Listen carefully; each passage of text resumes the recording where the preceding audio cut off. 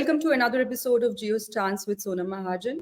Today we've been joined by Surya Kanegaonkar, who is basically a columnist and a commentator based in Switzerland. We are going to talk to him about the ongoing diplomatic row between India and Canada. First of all, thank you so much for joining today, Surya. Thank you, Sonam. Pleasure to be here. Surya, what do you think triggered Trudeau so much days after he, attends the G20 summit in Delhi, goes back, he goes on to describe India as one of those dangerous countries where countrywide terrorist attacks were anticipated. I mean, he visited India with his son, and you wouldn't bring your family members to a country which is as dangerous as he would describe India to be. And if he had such credible information or evidence, or as he would like to call it, credible allegations against India, why is that he did not choose to miss the summit and bring that up with India first? To your first point, Sonam, I think that you have a situation where India has suddenly become more dangerous to Trudeau's political prospects, given the government of India's diplomatic stance in the recent past. So I think that this has definitely made India a dangerous country for Trudeau's career, and I think perhaps that's what he's actually trying to say, and he's masking it in some sort of travel advisory. But when it comes to the larger point about him raising this issue, now it was raised apparently by both the United States and Canada during the G20 on the sidelines, or perhaps in certain discussions. So what it does mean is that we've seen the G20 turn out quite well in the end, and the US was very intent, I think, on making sure that the G20 turned out well, because it was a strategic posturing versus China, because Xi Jinping was not present, President Putin was not attending, and to come up with a joint statement which was effective was probably in America's interest as well.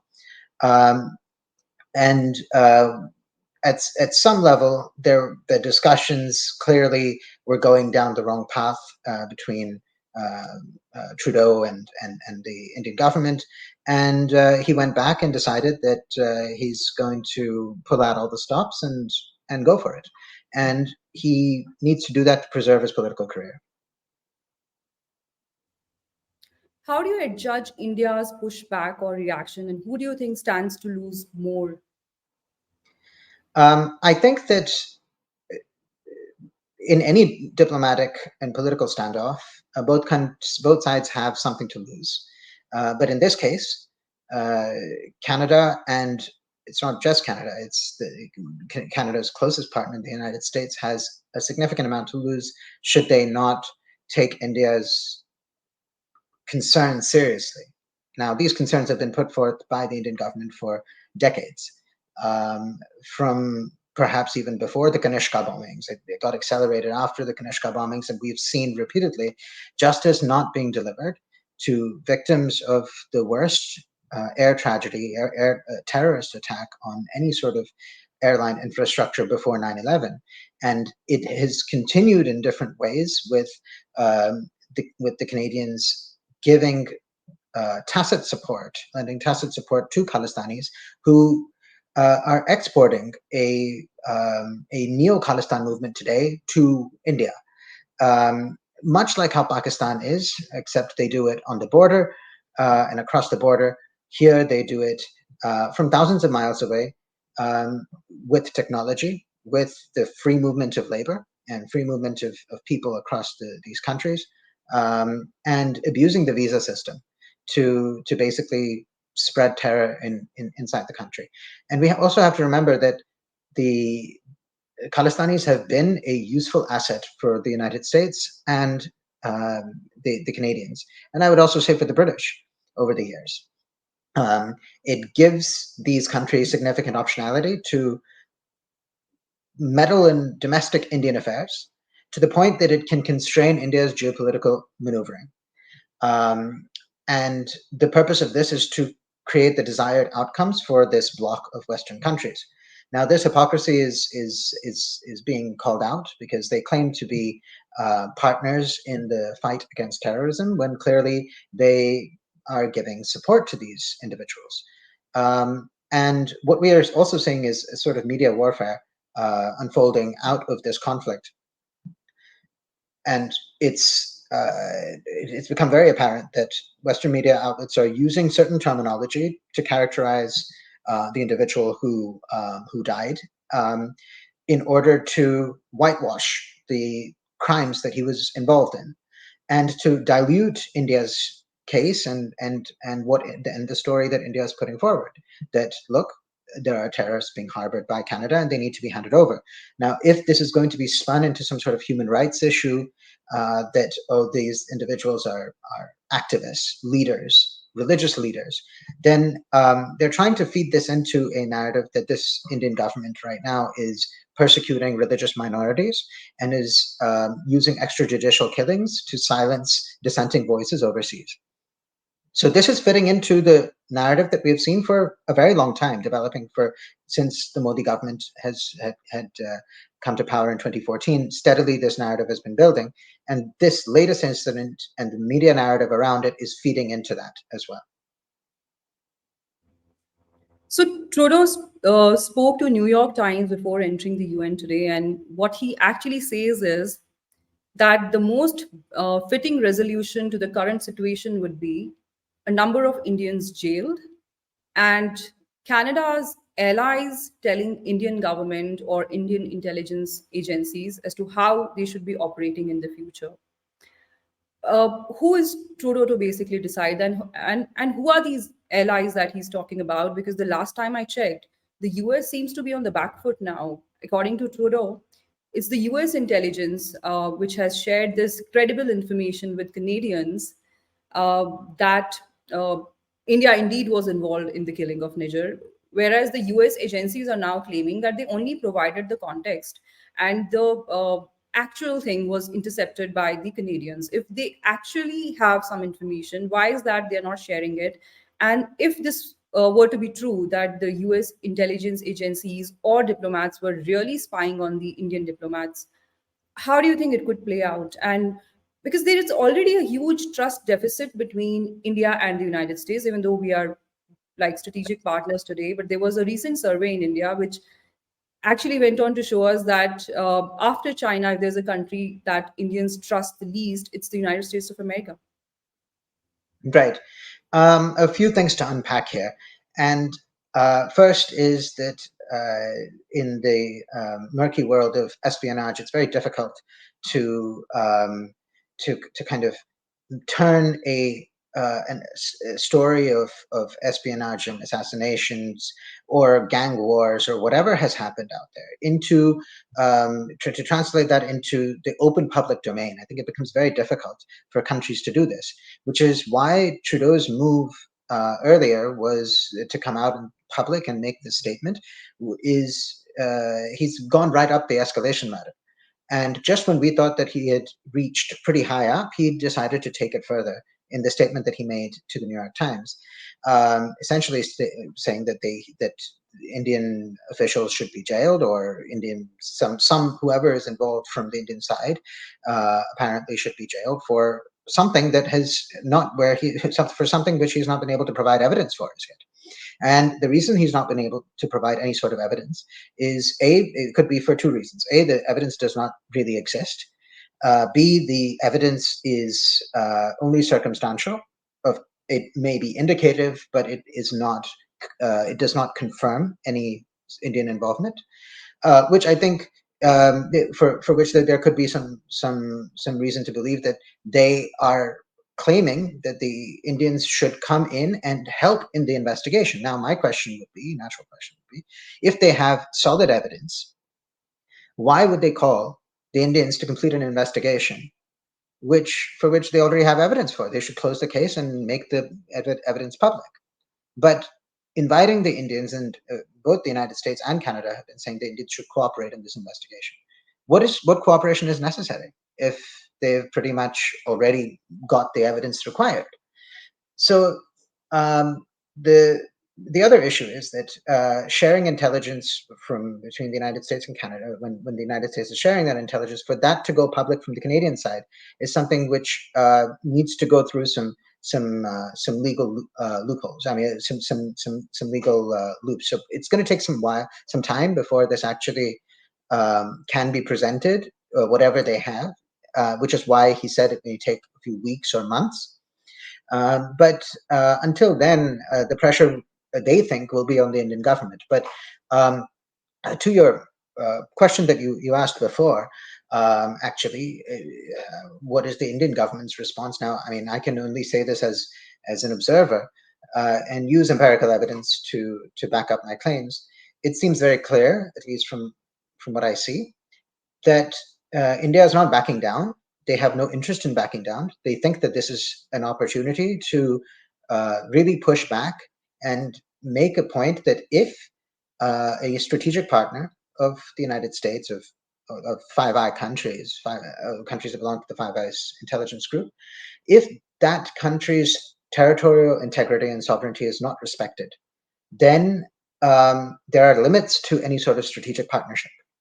There's also a sense that if these elements are being harbored by Canada and also by the United States and the UK, to some extent Australia as well, and if these countries find it so difficult to give up individuals, extradite them to India who have been actively involved in terrorism, then it means that their value to these countries is very significant.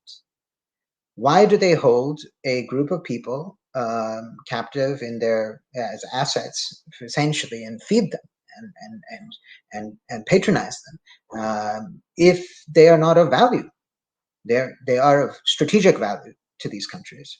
And as they have always been, the Khalistani movement has always been about that. The West has supported them, and I would encourage everyone to listen to GBS Sidhu in his interview with Smita Prakash on ANI.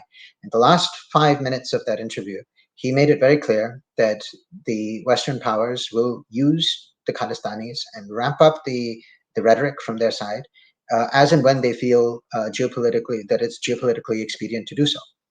And we're seeing that now.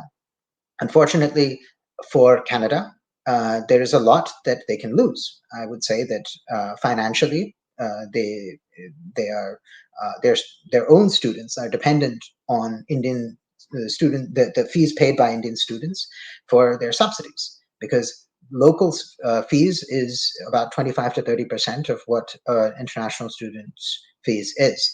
Now, Indians constitute about 40% of all international students, and international students form about 20% to between 20 to 30% of the student body in Canadian educational institutions.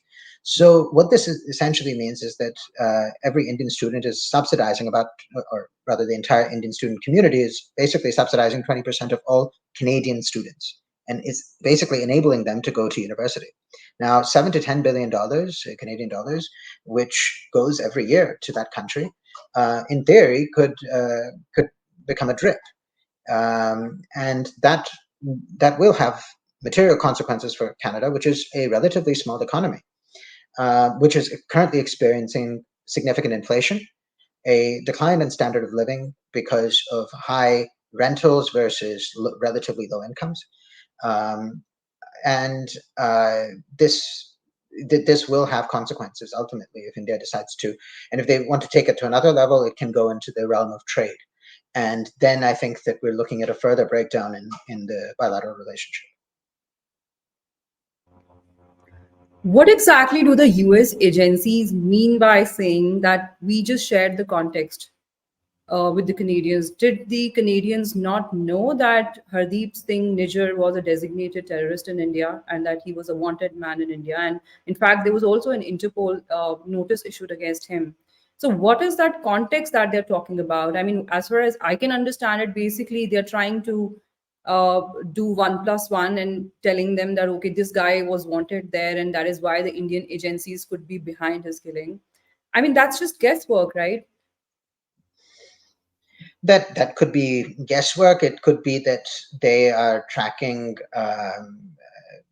chatter about individuals who are there, and it's natural that anyone in the Indian government who's present on the ground in Canada would be aware of individuals in the Khalistani network. I think that conversations about them would be normal because they pose a material security threat to Indians both in Canada and back home.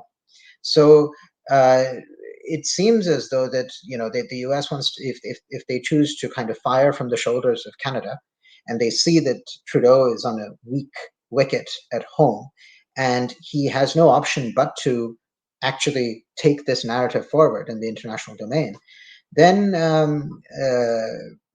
it can be hypothesized that the Americans are the real puppet masters behind this entire fiasco.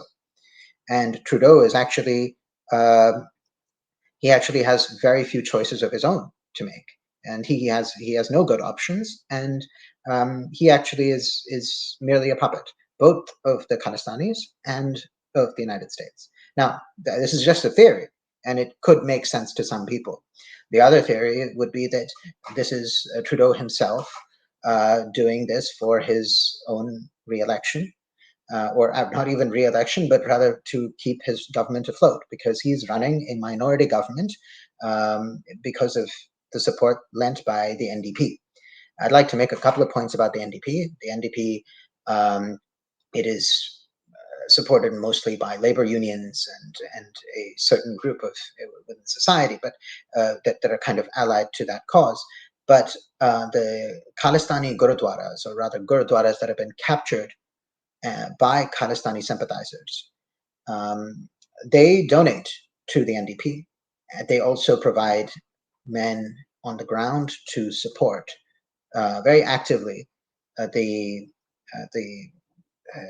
campaigning. And I would say that it's pretty obvious that some of these gurdwaras have been financed and supported with the proceeds from narco terrorism. It's a very serious allegation, actually, to make that this is the case. But we know that these gurdwaras are places where hate speech, incitement of violence, glorification of terrorism has happened on multiple levels.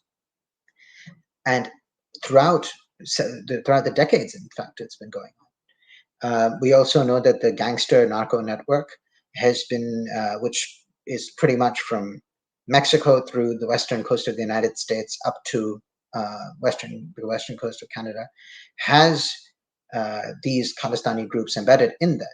This drug network. You also see extortion, assassinations, terrorism as a part of the fundraising for these gangs, which essentially are protected under the flag of neo-Khalistaniism, which I would say is almost a new religion. To me, it's obvious that this is a criminal enterprise that backs the NDP, which in turn backs the Trudeau government, which is a minority government, as I mentioned earlier. Therefore, Trudeau is in some ways is beholden to a minority interest and a criminal syndicate that can push foreign policy, Canadian foreign policy, at the highest levels in the world, with an important partner like India. And it's tragic, frankly, that Canada has decided to go down this path, and even the opposition in Canada has not been as vocal as I would have hoped they would have been. You've seen some noises coming out, and I think that there are limits to how noisy they can be. And this is exactly where the theory about the United States comes in. Because if this was just Trudeau making an allegation based on some sort of Canadian intelligence, which he could not share, then the question would be just limited to Canada, right? And then the Canadian opposition can come in and ask tough questions. But what we see now is, because the United States is involved, there are limited questions that even the opposition in Canada can ask, because ultimately Canada as a country is beholden to the United States on multiple levels, and they're a junior partner of them. So to me, it seems as though the US is playing a very important role in this process, and a role that I think India feels has to change. Hmm. What do you think of Karima Baloch's case? She was a Baloch dissident who was actually targeted by the Pakistani establishment and declared a terrorist for protesting against forced disappearances in Balochistan. She went to a protest in Islamabad, and days later, she was designated a terrorist. Then she imposed self exile on herself. And 1 year later, in 2016, she was granted asylum by Canada. And 4 years after she entered Canada, she was found dead near her home under mysterious circumstances. Her family to date, not just the family, her fellow Baloch activists, her spouse, her immediate family, which includes her siblings, they to date maintain this that the Pakistani establishment was sending her threats while she was in Canada, repeated threats, and they are the ones who executed her killing. But the Canadians were in such a hurry that they not only closed the investigation within 2 days, but also went on to declare her death to be a death where to which no criminality could be attached, and they said that there was no foul play either. So how is that they were able to decide this within 2 days? Is this a classic case of Canada, supporting Pakistan in silencing the dissidents who somehow leave Pakistan, manage to leave Pakistan and settle in the West, and in basically exchange for Pakistan giving support to Canada-based anti-India terrorists? I think that's a good question. The uh, the very tragic death of Mas Baloch is something which, frankly, should have woken up many people around the world. That look, Pakistan has is able to act with impunity on foreign soil and gets the sort of cover for their actions because they are. We have to remember that Pakistan is a major non-NATO ally of the United States. They still are, despite their proximity to China, despite them being a state sponsor of terrorism, hosting terror networks, and having arbitrage between Washington and Beijing multiple times on various occasions. They, in my opinion, have mastered the art of rent seeking. It's an arrangement that works for both parties at some level, and allows and essentially this is not happening on American soil; it's happening on Canadian soil. And there's Canada is essentially a proxy for many cases for what they allow things which the Americans may not want to allow on their own soil happens, and they close an investigation very quickly because they have a history of malpractice in the judicial space and in police investigations. They did this with the Kanishka bombings, the worst terror incident of terrorism in Canada's history. Has not been has they have not concluded the case in the way that they should have. The victims have still not got justice. Now it would be absurd, I think, for India to expect, or anyone who's following this closely to expect, that a Baloch activist would who's gets killed on Canadian soil would ever receive justice from a system that is clearly favoring um, a country uh, which is a major U.S. ally. Um, and the sad reality of this is that Western morals they ring hollow. Their comments on democracy and liberalism, it's just as it's used as a cudgel to attack a country of their choosing, to try and impose their will on them, and selectively apply moral standards. We see this. We see basically they have a morally neutral foreign policy. It's value neutral, moral neutral foreign policy. But and in that neutrality, that neutrality is not it's applied to their actions overseas, and then they can choose which country has to behave in which way. And it's because they are the superior military power. and they feel that they have this capability. And I'm referring to the United States in this case. Canada does not have that that power itself, but it kind of lives off the power of the United States in many ways. So I'm not surprised about how quickly they ended this case. They closed the case because it's just geopolitically expedient for them to do so, as it was in the Kanishka bombing case, because these Khalistanis are useful assets for them, so they will never go after them until now. Maybe India might be able to push them to do it. The most horrifying part, Surya, is that these people did not even explain as to what led to her death. They never said anything about it. They just said there was no foul play and that's it. There was never a word on, what exactly was the cause of death. Okay, what do you think are the immediate dangers being faced by Hindu Canadians? Because the Khalistanis are, repeatedly issuing warnings and threats, asking them to leave Canada. And what I noticed is this: there's this. If you notice the modus operandi here, the Kashmiri terrorists basically used the same modus operandi back in 1990s. They used to say that these Hindus in Kashmir are basically the agents of the Indian government. So, how rich of somebody like Gurpatwant Singh Pannu, who himself is a designated terrorist, to basically say that these people should leave because they are the agents of India and their loyalties are not with Canada.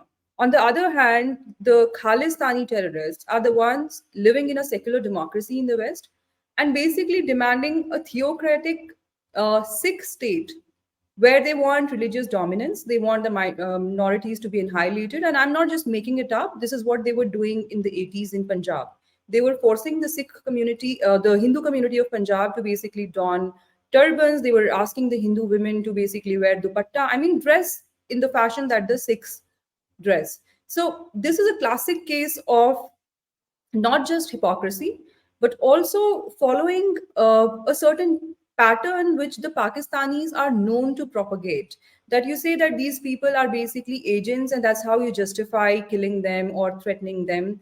And the Trudeau administration has now woken up and asked some of these gurdwaras. I don't even know if I could call them gurdwaras anymore because they have become the centers of hate, anti Hindu hate.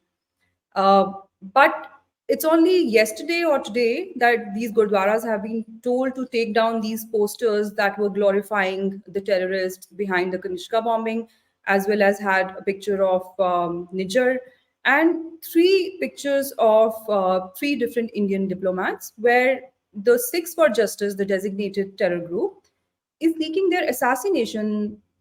And why is that Canada did not choose to act? That's not very democratic that you are issuing death warrants against diplomats of another country. No, yeah, the Canadians believe that this is freedom of expression, or at least they claim that this is freedom of expression. And if you see the very meek comments by some of the MPs in Canada, even the leader of the opposition, in response to what Pannu had, the threats that Pannu had issued targeting Hindu Canadians, they were extremely meek. They did not name the perpetrators for the ideology that they profess, which is Khalistanism, I would say is a religion in its own way. There's no reference to the history of violence perpetrated against Hindus in Punjab and the anti-Hindu rhetoric that is essentially the basis of the Khalistani sort of dialogue on India. So frankly, it's not surprising because the Hindus generally of this ones who emigrate from India, they go to these parts of the world. They are not generally they are not involved in antisocial activities. They're typically not involved in criminal. They're not parts of criminal syndicates. So they're usually upper middle class, or even wealthy members of society, and frankly, they are the easiest to target, and they are the the meekest voices themselves in the political space, and they also have a very their votes are factionalized. They vote conservative Tory, they're conservative liberal. It's just mixed, very mixed. They vote based on self interest rather than community interest. Um, now, there is a veneer of security that Canada provides in a sense because they are a developed economy and they can uh, attempt to show that we provide safety to people. But um, the threat perception it will only rise over time as long as if these Khalistanis are getting emboldened, and what Trudeau has done is actually emboldened these people. So I think that this is a big problem for Canadian Hindus because it's going to get worse. But they may not see the material consequences of this on the ground right now because it takes time for it to manifest, as it did in Punjab as well. Um, the main issue for India really is it's not. Of course, we are concerned about the diaspora and their well-being, um, and there's no doubt that every life is important. But the primary objective, I assume, in terms of dealing with law and order, is the issue at home, which is directly linked to Canada, where Canada is essentially exporting a war to India, and they're exporting extremism. They're basing their narratives on lies, and they're trying to vitiate the atmosphere in Punjab. They tried to do it with the farmers' protest. At some level, that the farmers' protest they might have felt was a success, but what that essentially did was it brought to the surface all kinds of elements which were perhaps fairly quiet before. All kinds of Hawala networks, which are embedded with the narco terror groups, would have started to get engaged in the process of facilitating funds, facilitating later on weapons. We saw some attacks in Punjab later on. And I think that the chatter in these spaces gives information which is quite valuable, which can be pursued. And as a result of this, there are more cases that can be made for actually um, extraditing these individuals from Canada who are inciting this, and also nabbing their counterparts in India. Now it's easier for India to raid. In they did 1,000 raids, I think, the other day in Punjab. It's easy for them to do this. They cannot do this in Canada. So one of the ways that they can counter this is by canceling OCIs and visas. So essentially, the Khalistanis will not be able to visit India. They can create their Khalistan in Canada if they wish to. First, it's about isolating the problem. You isolate it in Canada, you deal with whatever issues there are, the offshoot networks which are operating in India, elements of those networks, and then you stabilize the situation. Now, if the Canadians are unwilling to extradite these people, then they're just not welcome in India anymore. Their assets can be seized, the assets can be auctioned, and there are financial consequences for the behavior they exhibit. And that's really what the Indian message is at this point. How is that US and countries like the US and the UK always get away with their hypocrisy and sins? The case in point is of Jagtar Singh Johal, who's a UK citizen, and it was the British intelligence agencies like MI5 and MI6 that supplied specific inputs to India that actually led to Jaggi's or this guy Jagtar's arrest in India. And then the same country goes on to claim that one of our citizens has been illegally arrested by the Indian agencies. He's been kept in jail for no reason. Same is the case with the US. This guy Hardeep Singh Nijjar was on their no-fly list, which is actually another name for their terror watch list. And when you read the reports in the US media, or when you see how the US agencies are talking about it, they are describing him as a Sikh activist.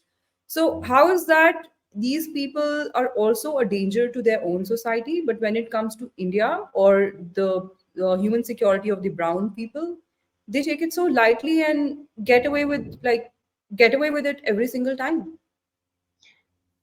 I would say that they don't necessarily think that if a Khalistani kills another Khalistani or another Indian, um, be that Indian Sikh or Hindu or of any faith, it does not matter, even if that's happening in their land.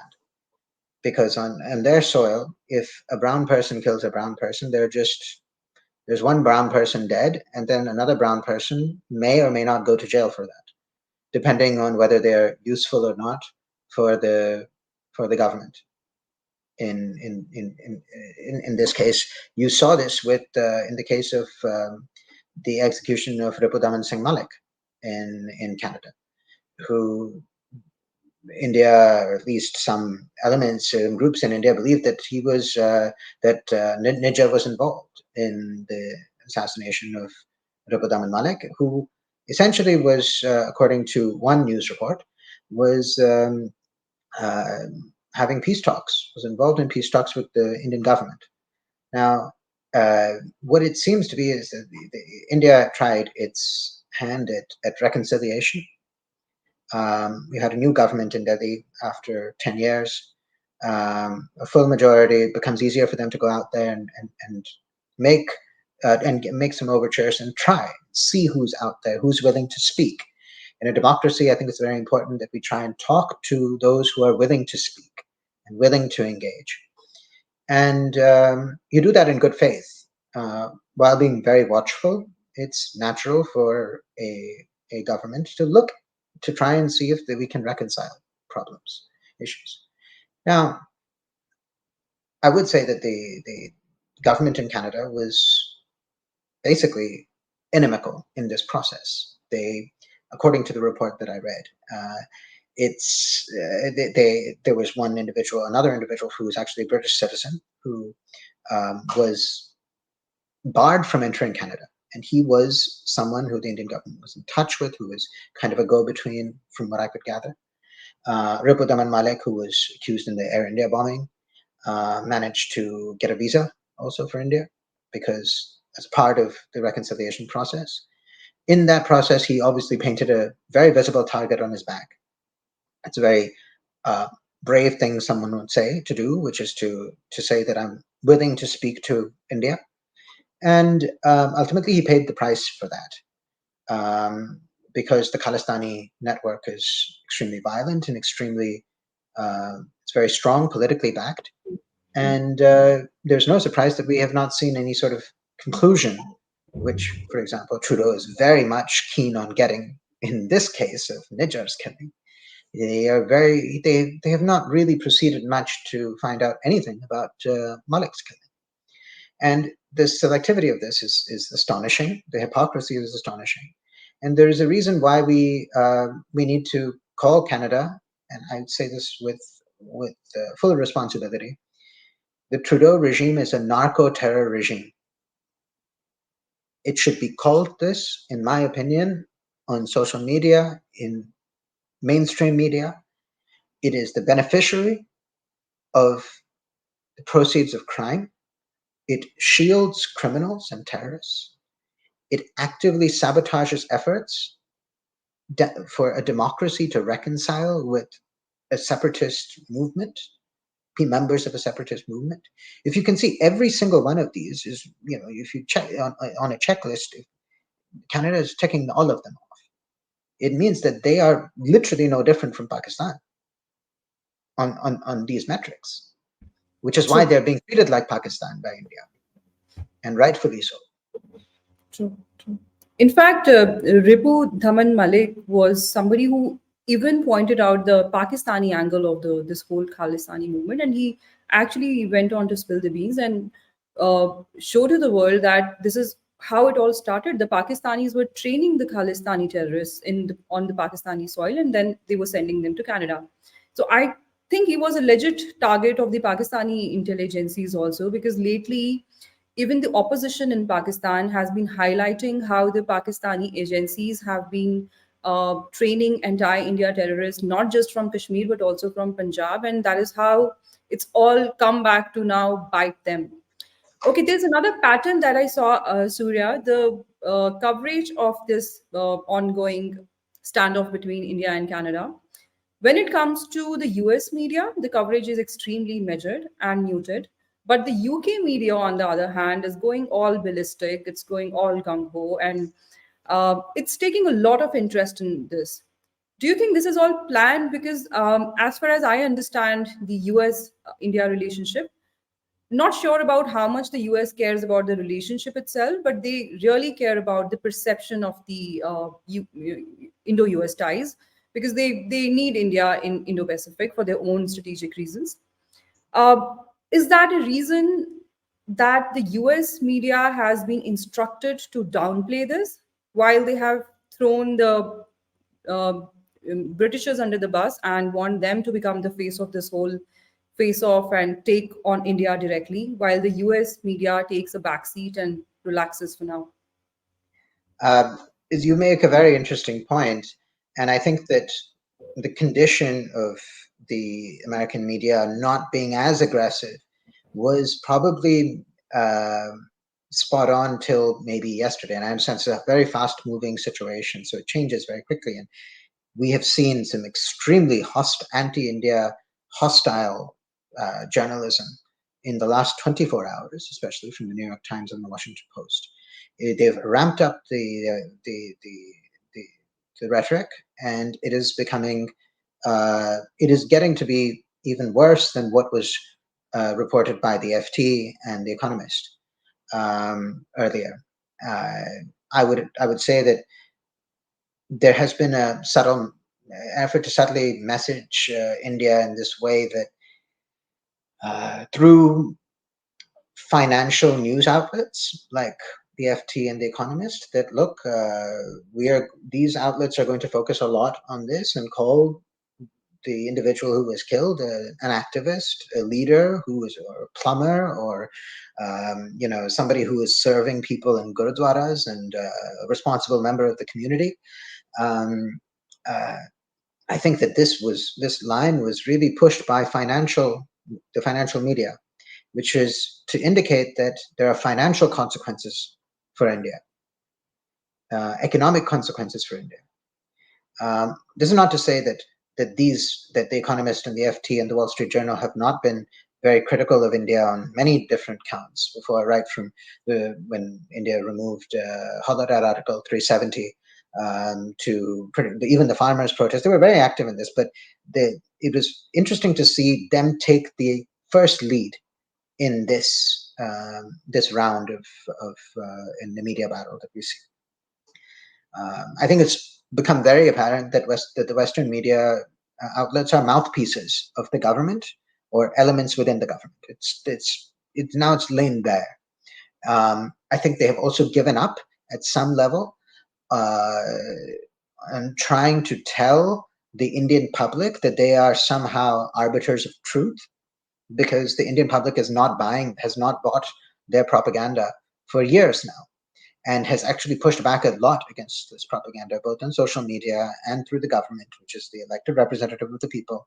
And you see the chatter, and you see that ultimately people don't believe what New York Times writes or Washington Post writes in many cases, especially in the coverage of India. So they are producing this content to signal to the Indian government more than signal anything to the Indian people. Maybe they're trying to signal to the Khalistani diaspora to rile them up, because they want them to really get onto the streets and become more active. Um, it's very this sort of narrative feeds it, which is what the West wants. A very irresponsible. It's very irresponsible behavior. They want the situation in their own countries to get worse. And they want Hindus to feel, in some ways, that they are under threat. And they want the Indian government to think that they need to tone down or do something, whatever, cooperate in the investigation, whatever that means, to deal with what is essentially a hostage crisis where the Hindu community is treated as a hostage of the state. But that's not really what I think. I don't think the Indian government is looking at it that way, and I think that they're calling their bluff on this. And fascinatingly, the Indian media has been extremely vocal in naming the Khalistanis as terrorists. They are not activists. They are not plumbers. They're not leaders, religious leaders. And it's pretty much across the board. So if you look at the American and Canadian assessment of the media in India and the mood in India, is that it's kind of that it's a brave front being put up by everyone, more or less, bar a few, of course. Now, how long that lasts, I think it will last very long in India. And it'll last longer than the American media and the Canadian media can focus their attention on this issue. That's also True. Okay, this is my last question to you. Where do you think Rahul Gandhi stands in this entire debacle? You see, there are prominent Congress leaders who've come out and condemned the Canadian allegations against India. But Rahul Gandhi, who's otherwise very vocal and who really likes to go to foreign lands and then exaggerate threats within a community which is largely peaceful and downplay the threats posed by a community which doesn't necessarily enjoy a great reputation when it comes to terrorism. uh, Somehow, he's very silent. In fact, I won't say very silent, he's absolutely silent, and he has absolutely no reaction to what has happened. While many other Congress leaders are speaking about it, for example, Shashi Tharoor, there is another Congress MP from Punjab, Ravneet Singh Bittu, and I can't confirm this, but I did hear from some sources that even the Congress leaders who are vocal on this have been told to not talk too much about it and just be quiet about it. Now, this is a time where we need to unite, because this is a threat being posed by another country to the people of India. And Somehow I also feel there is a concerted effort to highlight the role of raw, which you don't generally see, right? Raw is not too spoken about, and it has its own ways of doing things, and they are, when it comes to their specialty, uh, it's mostly secrecy. They do not go gung ho about their operations. They work in silence. But right now, if you see the Western coverage also, they are really trying to highlight the raw. I don't know if it's good or bad for the organization, or they're finally getting the coverage that they deserve. But in any case, why an important leader like Rahul Gandhi is actually the face of the opposition? I mean, whether people like to believe it or not, why does he choose to be completely silent? This was his moment to redeem himself and tell the country that, okay, when it comes to the national interest, I stand with the government of India. That was the right thing to do. But he chooses to just be silent. So 2 points. One on this individual who really thinks that he may end up becoming prime minister one day. I frankly am not surprised that he is silent, because I recall his talk at I think it was Cambridge University, that where he said that he told a Sikh gentleman that the government thinks of him as a second-class citizen, which I think is frankly it's appalling. It's appalling to tell any individual this. It's unbecoming of even any sort of member of the political space to say this to a person. But that sort of divisive rhetoric, I think it has to be kept on the back burner for a while, because there are people within the Congress party who are very anti-Khalistan, because they have had to deal with the Khalistan menace. In fact, many of them being Sikhs from Punjab, they have laid down their lives in the process. So they know what this problem is. So if somebody who is that divisive comes out with a very anti-government stand, which is essentially quasi pro Khalistan stand. I think that cannot go down well within sections of his own political party. So the one individual who has foreign policy experience within the Congress has come out to speak, and that I think is very welcome. And I think his views reflect the views of a vast majority of people, even within the Congress party, who are workers who genuinely feel that they don't want to see their country burn because of a war that is being exported by the Canadians. So I think that there is a problem at some level within the party, which is why those in that circle choose not to speak, and others kind of have to make their point, and they're being quiet. The rest of them are quiet. The point on the Indian Intelligence Agency, I think that I'm really nobody to comment on how they work or their coverage. I would say that it is normal to kind of expect that their role now can be highlighted for any sort of incident that may happen. Their name can be bandied about very easily now by the West. And I think just like how the Pakistanis have consistently blamed Indian intelligence for any and all activity in their country, incidents in their country, I think Western powers may start doing the same.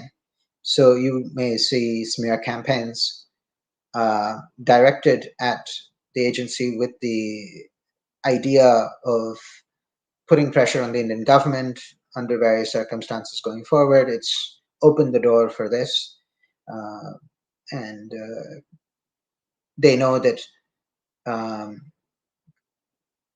this particular agency does not have a spokesperson to come out and talk and defend itself, or it doesn't need to for anything. It doesn't, and its role is not to have a spokesperson at the end of the day. But they become an easy target for the media. I agree with you because the Pakistanis, if you see, they have their own PR, and ISPR even makes video games, they make films, they make dramas, they do PR events. And then time and again, they hire people, they hire mercenaries. Some of their hired mercenaries have already gone rogue. For example, this guy who lives in the UK now, some Adil Raja, who was primarily hired to do anti India propaganda. And it serves them when they keep naming raw, because their idea is to basically make raw controversial, because that's something that raw has generally like stayed away from, and it does what it needs to do, and it should do what needs to be done for the national security of India. On that note, Surya, thank you so much for joining us today. It was a lovely discussion, and I hope to see you again in another pertinent discussion. And do you have any concluding remarks? Well, thank you for hosting this discussion. I think it's obviously very current, and it's going to evolve. We probably will see several weeks over the next several weeks this thing kind of play out. My sense is that the Indian government has no intention. I mean, based on whatever has happened so far, one can assess that they have no intention of backing down. Um, this is a matter which is extremely serious, which and it fits into a much larger sort of policy that India has to kind of secure itself, secure its borders, secure its internal any issues that may be there within the country, to iron them out and maintain stability. Only when there's law and order you can develop your economy. If you don't have law and order, you cannot take those other steps. You want to become a developed economy by 2047. If you don't have internal stability, it becomes very difficult. If you cannot pass market reforms easily, institute market reforms, it becomes hard to become a developed economy. All these things matter when you are looking at national security and and how you have to approach these national security challenges. So, in conclusion, I would say that there's no reason for India to back down if it is pursuing this policy for a much larger objective for India. Yeah. True. Thank you. Thank you so much, Surya. And yeah, so let's wind it up. Thank you so much, viewers, for watching this interview so far. And I'll be back soon with another discussion of your interest. Till then, bye. Take care of yourself.